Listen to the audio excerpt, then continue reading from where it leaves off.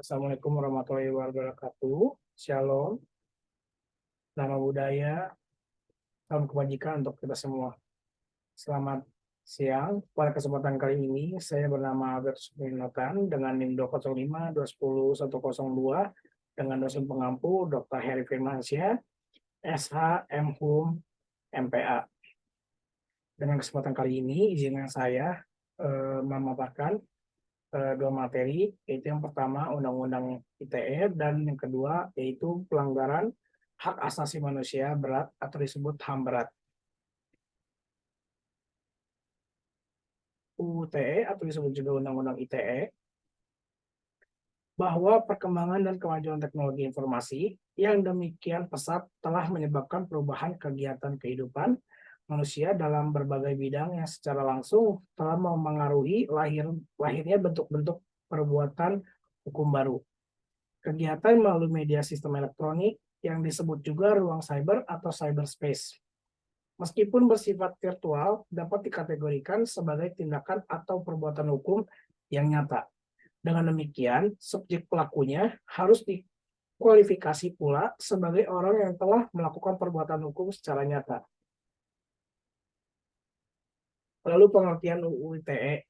UU ITE atau disebut juga Undang-Undang Nomor 11 Tahun 2008 adalah UU yang mengatur tentang informasi serta transaksi elektronik atau teknologi informasi secara umum. Undang-undang ini memiliki yurisdiksi yang berlaku untuk setiap orang yang melakukan perbuatan hukum. Sebagaimana diatur dalam undang-undang ini, baik yang berada di wilayah Indonesia maupun di luar wilayah hukum Indonesia, yang memiliki akibat hukum di wilayah hukum Indonesia dan atau di luar wilayah hukum Indonesia ya dan merugikan kepentingan Indonesia. Lalu asas-asas UU ITE.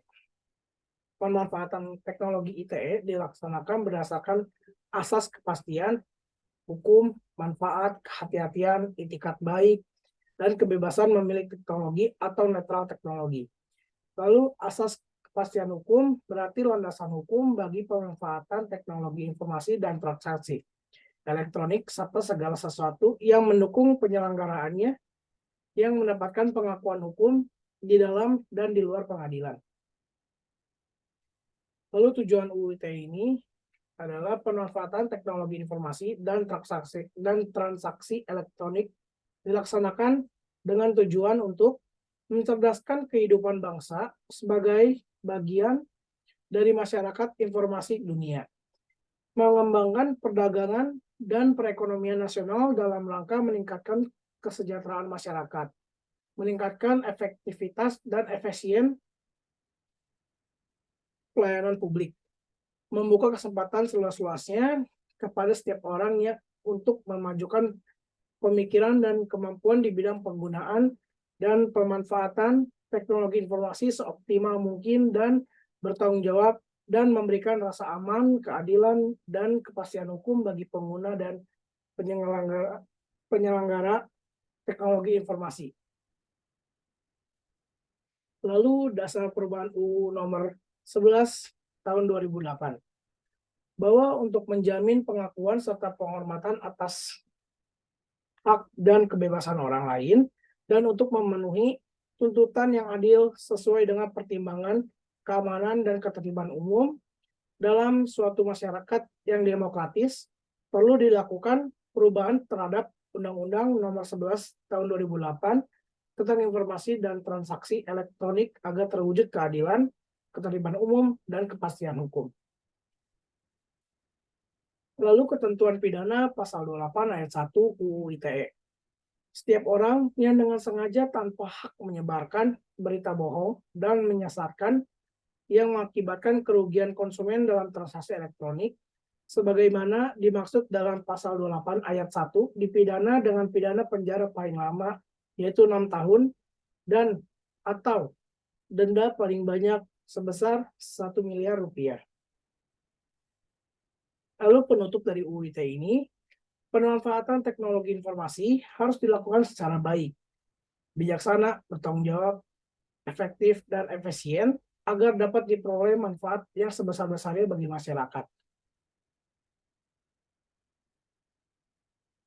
Lalu selanjutnya kita masuk dalam pelanggaran hak asasi manusia berat atau disebut juga HAM berat.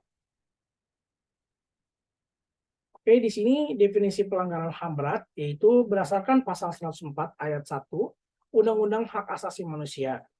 Pelanggaran HAM berat adalah pembunuhan massal atau genosid, pembunuhan sewenang-wenang atau di luar putusan pengadilan atau disebut arbitrary atau extrajudicial killing, penyiksaan, penghilangan orang secara paksa, perbudakan atau diskriminasi yang dilakukan secara sistematis atau sistem discrimination. Jenis-jenis pelanggaran HAM berat. Kejahatan terhadap kemanusiaan. Yang kedua genosida, dan yang ketiga kejahatan perang, dan lalu yang terakhir agresi. Apa itu kejahatan terhadap kemanusiaan? Kejahatan terhadap kemanusiaan yaitu kejahatan meluas dan sistematik yang ditunjukkan kepada warga sipil yang tidak memanusiawi dan menyebabkan penderitaan fisik dan mental. Bentuk perbuatannya dapat berupa yang pertama yaitu pembunuhan di luar hukum, lalu yang kedua penyiksaan dan hukuman kejam, tidak manusiawi atau merendahkan martabat, lalu yang ketiga penghilangan paksa, yang keempat perbudakan dan praktik serupa perbudakan. Lalu yang kelima deportasi atau pemindahan penduduk secara paksa. Lalu selanjutnya perkosaan atau perbudakan seksual, pemaksaan prostitusi, pemaksaan kehamilan, pemaksaan sterilisasi, atau bentuk kekerasan seksual lain yang memiliki bobot setara. Dan yang terakhir, diskriminasi sistematis, khususnya berdasarkan ras, etnis, atau jenis kelamin melalui aturan hukum dan kebijakan yang bertujuan mempertahankan subordinasi suatu kelompok. Lalu genosida. Genosida yaitu pembantaian brutal dan sistematis terhadap sekelompok suku bangsa dengan tujuan memusnahkan seluruh atau sebagian bangsa tersebut. Bentuknya dapat berupa pembunuhan anggota kelompok, penyiksaan dan hukuman kejam, tidak manusiawi atau merendahkan martabat. Lalu yang ketiga, sengaja menciptakan kondisi hidup yang memusnahkan. Keempat, mencegah kelahiran. Lalu yang kelima juga, memindahkan anak-anak secara paksa. Lalu kejahatan perang. Kejahatan perang yaitu pelanggaran terhadap hukum perang, baik oleh militer maupun sipil. Bentuknya dapat berupa diantaranya menyerang warga sipil dan tenaga medis, perkosaan, perbudakan seksual, pemaksaan prostitusi, pemaksaan kehamilan, pemaksaan sterilisasi, dan atau bentuk kekerasan seksual lain yang memiliki bobot yang setara. Lalu yang ketiga, menyerang pihak yang telah mengibarkan bendera putih tanda menyerah. Lalu kita masuk jenis-jenis pelanggaran HAM yang terakhir yaitu agresi. Agresi merupakan perilaku yang bertujuan menyebabkan bahaya atau kesakitan terhadap target serangan.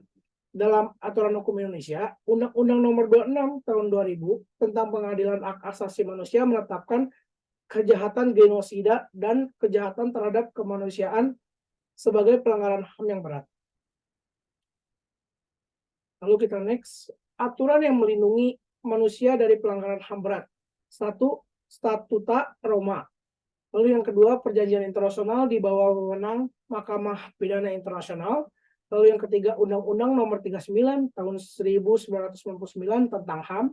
Lalu Undang-Undang Nomor 26 Tahun 2000 tentang Pengadilan HAM. Lalu yang terakhir, Kitab Undang-Undang Hukum Secara Pidana atau disebut juga KUHP.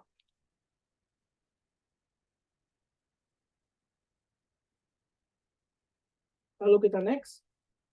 Hak bagi korban pelanggaran.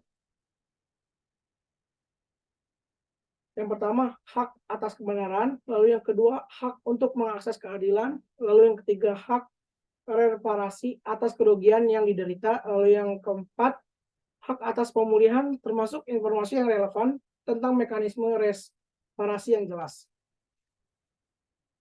Apa itu hak atas kebenaran?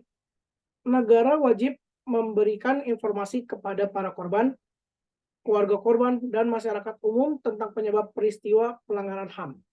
Informasi ini harus mencakup alasan, situasi pelanggaran, kemajuan hasil investigasi, dan proses hukum, serta identifikasi pelaku. Hak atas kebenaran penting bagi korban serta keluarga korban pelanggaran HAM untuk memastikan akurasi fakta dan mencegah hilangnya bukti. Masyarakat juga memiliki hak atas informasi sejarahnya sendiri sehingga mereka memahami dampak pelanggaran HAM. Lalu yang kedua, hak untuk mengakses keadilan. Negara bertanggung jawab menjamin hak korban untuk mengakses keadilan dengan proses yang transparan, adil, dan tidak memihak. Negara juga harus melindungi korban dari gangguan terhadap privasi mereka dan memastikan mereka aman dari intimidasi dan pembalasan sebelum, selama, dan setelah proses pengusutan peristiwa pelanggaran HAM berat. Kepastian hukum penting juga untuk memutuskan rantai impunitas dan menjamin hak atas kebenaran dan pemulihan bagi korban dan keluarga korban. Lalu yang ketiga, hak reparasi atau kerugian yang diderita. Negara wajib memenuhi hak atas reparasi bagi korban pelanggaran HAM dan kerugian atas diderita korban yang dimaksud reparasi. Yang pertama, restitusi. Apa itu restitusi? Yaitu upaya untuk mengembalikan korban ke situasi sebelum pelanggaran HAM berat terjadi. Lalu yang kedua, kompensasi. Apa itu kompensasi? Upaya mengembalikannya kerusakan secara ekonomi. Lalu yang ketiga, rehabilitasi. Rehabilitasi itu mencakup perawatan medis dan psikologis serta layanan hukum dan sosial. Lalu yang terakhir, hak atas pemulihan termasuk informasi yang relevan tentang mekanisme reparasi yang jelas.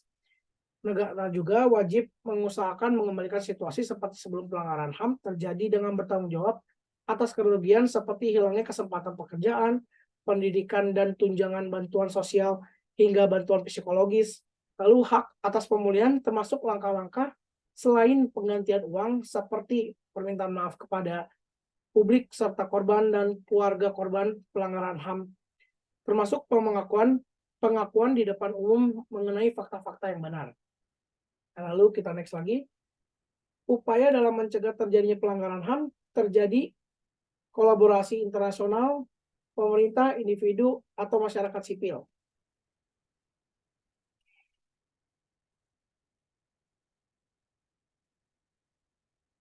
Kolaborasi internasional dalam hal ini dapat mencakup tiga poin, yaitu yang pertama memperkuat mekanisme internasional untuk mencegah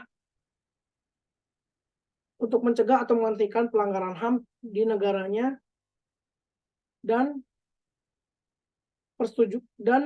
dengan persetujuan dari masyarakat tersebut.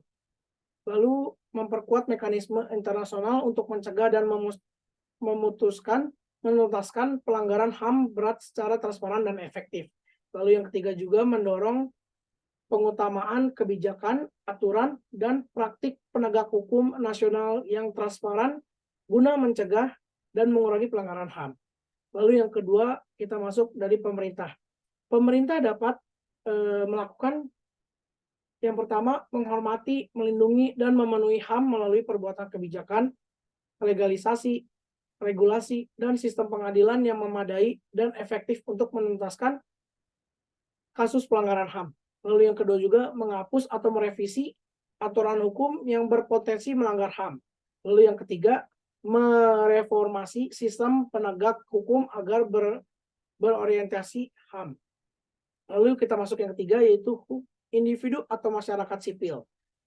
Individu atau masyarakat sipil dapat melakukan juga poin-poin sebagaimana yang harus dilakukan. Yang pertama, meminta pertanggungjawaban pemerintah atas penuntasan kasus pelanggaran HAM berat agar keadilan dan kepastian hukum dapat tercapai. Lalu yang kedua, membantu dan mendukung korban dan keluarga korban melalui pesan solidaritas, aksi, dan lainnya. Baik, mungkin cukup sekian presentasi dari saya. Maaf kata bila ada kata-kata yang salah atau yang sulit dimengerti. Dengan ini, saya akan menutup presentasi saya. Wabillahi taufik hidayat. Assalamualaikum warahmatullahi wabarakatuh. Shalom, Om Santi Santi Om, Namo Buddhaya, salam kebajikan untuk kita semua. Terima kasih.